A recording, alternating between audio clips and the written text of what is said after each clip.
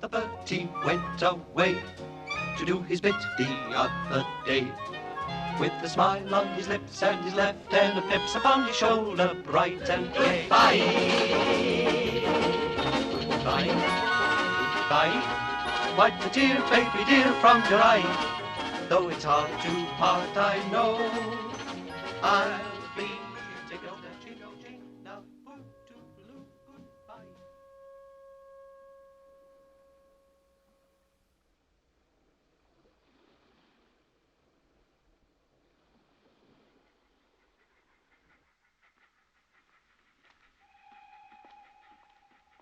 Oh, oh, oh, it's a lovely war.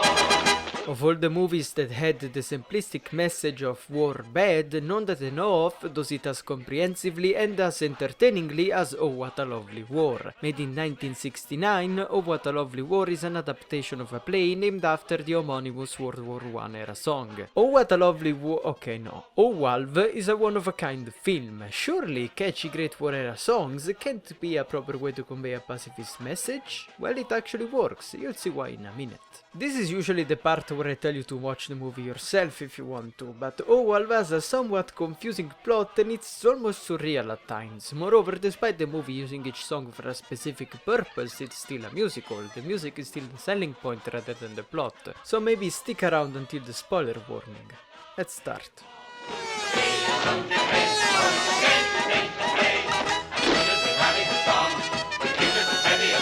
But we never get up till the sergeant brings our breakfast up to bed.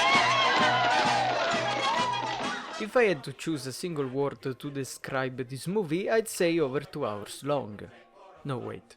Abstract, yeah, that's the word. My first watch of this was confusing, yet gripping. It has a unique style and a weird pace, which works both for and against it. While there isn't much sense in just going through the plot, I want to start from the beginning. The movie opens in this seldom seen ivory palace, where all the major power leaders are just having a party and gossiping with each other. It's the first abstract location. This is a realm where political machinations happen and where the powerful people reside. Other than the various rulers and ministers, here we're also introduced to this character. Gentlemen, ready for the shot, if you please. He appears in all layers of reality doing all sorts of jobs. Judging by his love of red poppies, I'm gonna say he's supposed to be death. Well, anyway, after war is declared, Take your places, please, for the ever-popular war game. we see the opening of an amusement park. This place represents the public and the officers' conception of war. A happy and exciting thing where everyone's gleefully and enthusiastically doing their part. It's the second and the most prominently featured abstract location. This is also where we're introduced to the Smiths. Now, you probably won't believe me after this scene of them literally introducing themselves to the camera, but it's quite easy to forget that this family as a whole is kind of the main character of the movie. You'll see why soon. For now, I feel like this was enough of an explanation for you to enjoy the movie on your own, so if you can get your hands on Oh Walv, go for it. Now it's spoiler time. When I said that Oh Walv is comprehensive in critiquing war, I meant that it really isn't surface level. Most anti-war movies are depressingly and thoroughly unenjoyable slogs with a single on-the-nose and simplistic message. War, bad. Wow.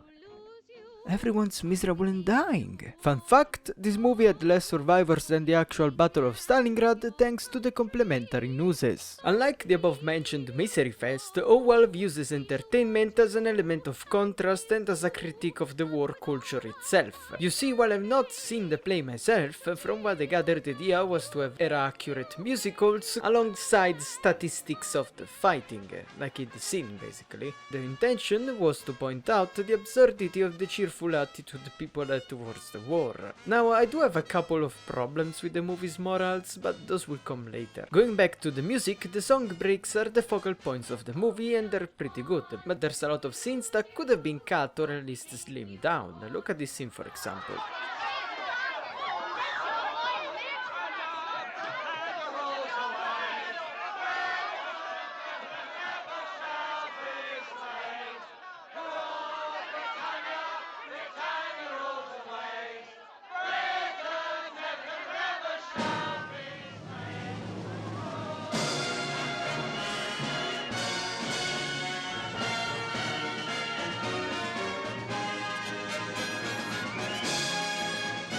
Richard, Buddy, is the movie too short for you? There's plenty of 10-second songs that I feel like should have been handled differently. This is also the reason why it's easy to forget you're supposed to be following the Smiths. Their scenes are drowned in the rest of the movie. It might have been intentional, because you know, wars aren't really about any particular soldier or family. But after watching the movie 3 times, I had to go through it one more time to make sure all of the Smiths are accounted for. Most are, but the vast majority of them have less than 4 scenes in this 2 hours long movie. There's a lot of scenes where random people sing, so the ones featuring one of the 58 Smiths blend together. I've mentioned it before, war movies have an inherent problem with characters. They look vastly different when in uniform and when in civilian clothing, but aside from that, it's also hard to tell soldiers apart at a glance, especially when they grow mustaches out of nowhere. There's 5 enlisted Smiths. Harry joins during a cabaret and dies much later in a field hospital. Frederick also joins in the cabaret scene, although Harry hogs all the close-ups here, so it was harder to tell. He dies off-screen, charging an off-screen machine gun. Bertie has his own departure song, which is catchy as hell. Soon he meets Fitzpatrick, who joins off-screen, and they both die off-screen after being stranded in no man's land. Jack,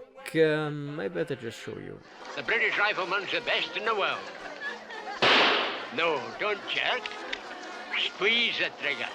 That's right. Steady now. Don't blink, lad. Left eye shut. Pick your targets carefully. Don't fire till you hear my command. Right, lads. I love this transition. He's the last soldier to die in the war. He's shot, from off-screen obviously, he meets death and is told to follow a tape. The tape leads him through the peace negotiations where people can't see him, and he eventually finds himself in a field where his family is having a picnic. He joins the male part of the family and they rest. Forever.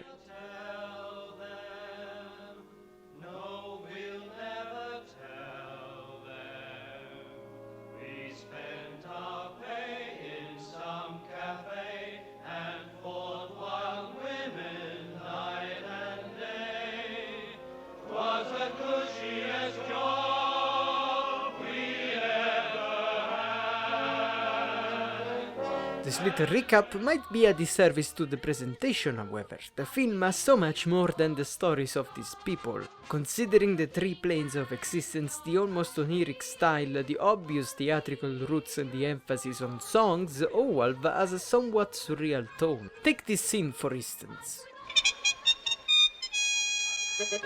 Bonjour, soldier. Bonjour, mon colonel. It's a good day for the chase. We await your orders. Ah, we're transitioning to the actual battlefield now, right?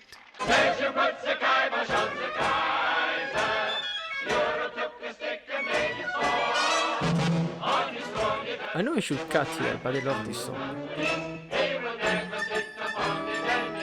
Okay, fine. Side note, if all musical numbers had the same length, style and introduction as this one, this would have been the best musical ever. The battle isn't shown, in fact we're never shown people firing at each other, all threats and targets are off screen. I guess it would clash with the anti-war message a little bit, but they could have at least bothered with squibs. This clashes with the goal of the movie to be a realistic depiction of the historically sugar-coated Great War, but it's used to achieve great moments of dark humor.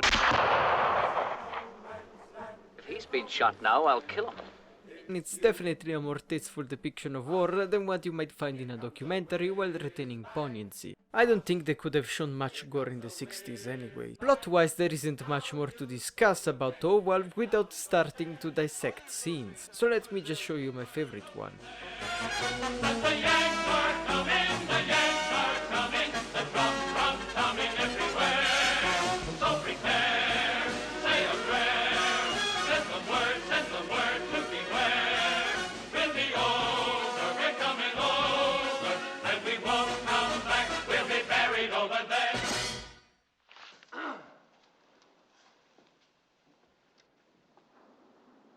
So I guess it's time to mention the few shortcomings. First thing first is the pacing and the confusion about the Smith's storylines. The character with the most screen time is Sir Douglas Haig. I've not mentioned him until this point, but he's got a lot of scenes. His incompetence is used as a point of humor. I'd say one of the biggest point Owlv makes is that the British generals in the Great War were incompetent. Crimean is also a river. Most nations didn't have a clue what they were doing. It was just a very unfortunate cross of morale-based tactics meeting extremely little technology. Other than Haig being incompetent to the point of delusion, there's also no scenes of German attacks. In fact, the characters lament friendly fire more often than the enemies. But of course, Germans did have their own offensives, yet literally all the Smiths died during an assault as a way to blame their deaths on British leadership. This is reinforced by occasional scenes of civilians and officers sprinkled around the movie. Oh, look at the rich people, aren't they comically out of touch? Oh, look at the happy dancing generals, aren't they comically out of touch? These moments are definitely effective, but it's a bit dishonest not to include at least one scene of a German attack. The pacifist message is also a bit muddled by the fact that it's Britain we're talking about. Sure, the recruitment tactics were kind of disgusting, Tuesday, I'm out with a baby Boy Scout. but at least they didn't have conscription at this point in the war. And sure, Britain didn't want peace, as this lady reminds us, Germany herself proposed peace. And I should like to ask Lloyd George what his war aims are. And I should like to ask you what your old man has for dinner.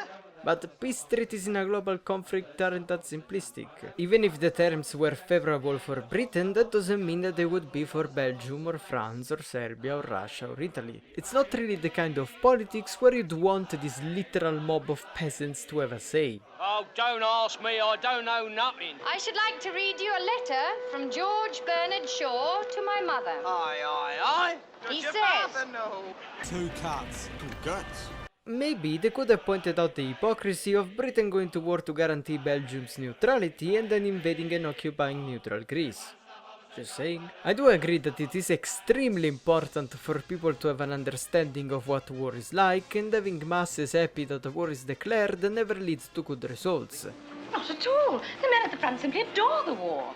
But once the war is on, there's nothing wrong with supporting your country. You know, buying war bonds, keeping calm and carrying on and all of that. Why not? I'd argue the opposite, as in sabotaging the war effort is way worse. That happened to Germany and Russia, and that didn't really work out for them. In the end, none of this is really pointed out in the movie. Owalv is mostly about the attitude towards the Great War specifically. Some other pacifist messages might seep through and be worthy of discussion, but the core idea is to point out the idealization of this war as clowny. And I'd say that works. It's not exactly a timely message, considering that modern coverage of conflicts is pretty much universal, but it's thanks to works like Oh What a Lovely War and wartime photographers that today's masses are aware of the horrors of war. Hashtag trenchfoot. The Smiths and everyone else can rest easy, knowing that we took to heart the most important lesson from the Great War.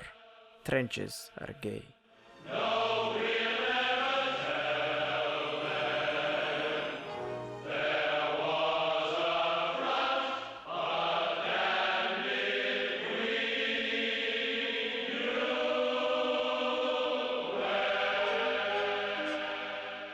Okay boys, that was Oh What a Lovely War. I don't know if my main complaint about the Smiths being unrecognizable is actually just me being retarded, but there it is. Aside from that, it's a very good musical with a unique presentation. It is long and it meanders a bit, but it's worth a watch, especially if you like Great War era music, and despite what the point of the movie is, you can like catchy war songs without being ignorant of what war was like.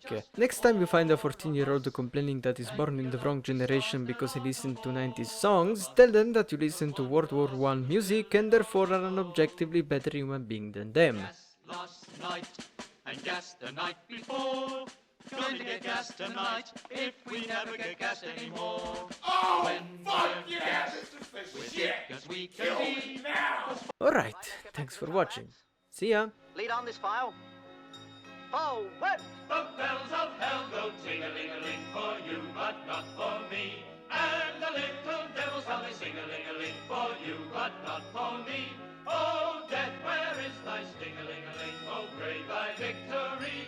The bells of hell go ting-a-ling-a-ling for you, but not for me.